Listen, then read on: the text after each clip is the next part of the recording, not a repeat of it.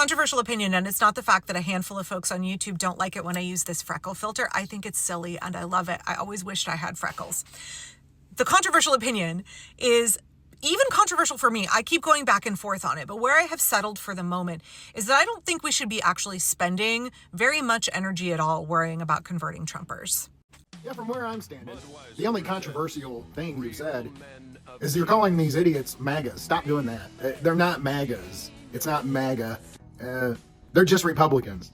And it's not Project 2025. It's just simply the Republican Party platform. And it has been.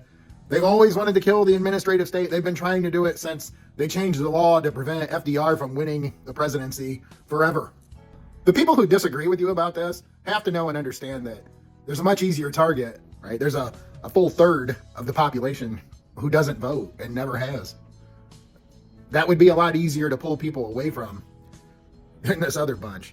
I mean, we're talking about people who think the only reason on flat Earth that Michelle Obama wasn't at the inauguration is because it was her shift at the detainment center where they keep the children that they're trafficking.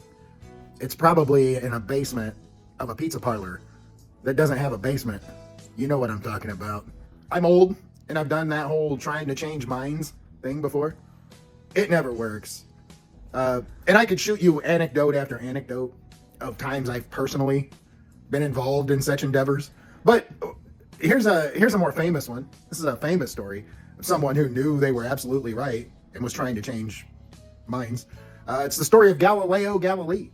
He's the fellow who figured out that the Earth was not the center of the universe.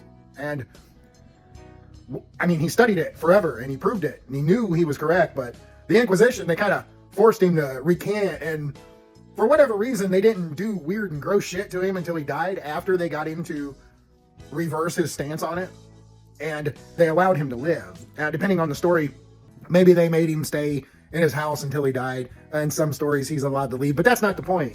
The point is, he had it all. He knew, and he had all the evidence he needed to prove it to everyone, and it didn't fucking matter. It didn't matter at all. People are just fucking stupid, and you're never going to fix that. The only people there are to be had is that third that doesn't vote. Okay? That's all.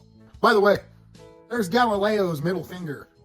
It's in a museum where there's a bunch of scientific instruments, telescopes, and things like that. In the end, we'll always win. Might have to go through some shit to get there.